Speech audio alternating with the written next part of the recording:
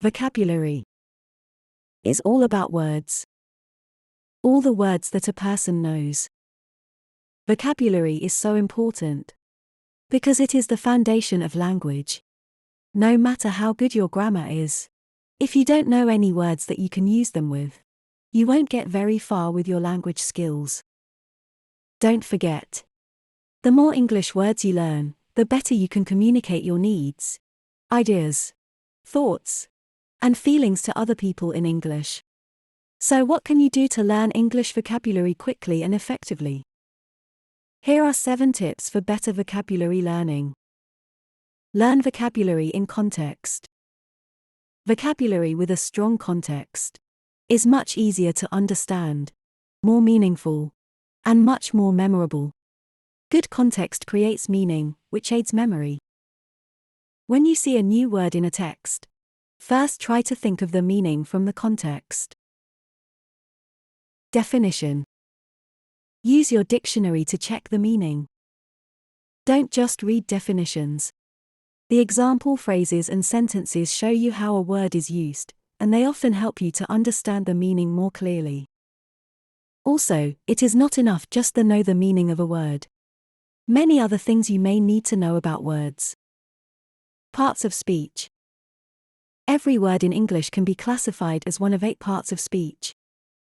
These include nouns, pronouns, verbs, adverbs, adjectives, prepositions, conjunctions, and interjections. There are words that are sometimes one part of speech and other times another. Here are the examples. Sorry about the clutter in the kitchen.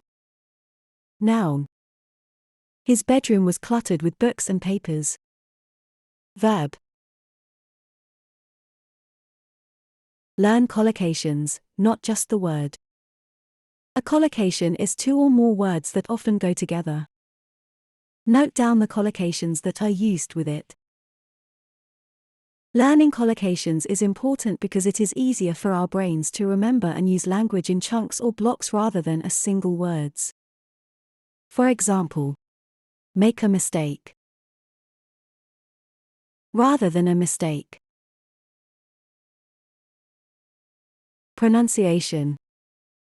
Accurate pronunciation is an important part of learning any language, especially when you're learning English. Dictionaries show the pronunciation of a word using phonemic symbols.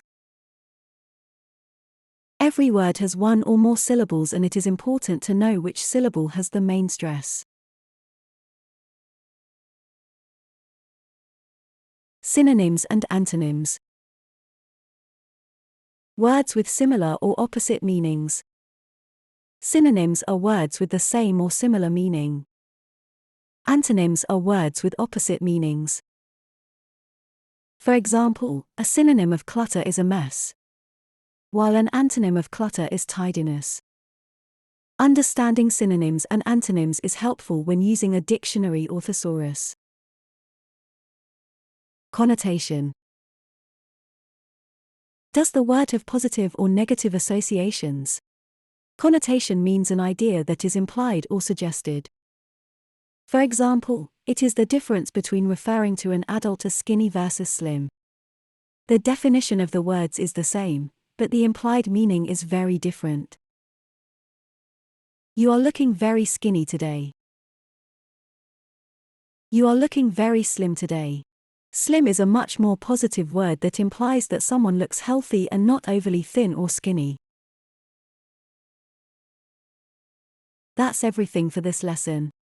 Thank you so much for watching. I hope you enjoyed learning top tips to improve your language skills. And there is more about these on our website at www.disenglish.com. See you next time. Goodbye.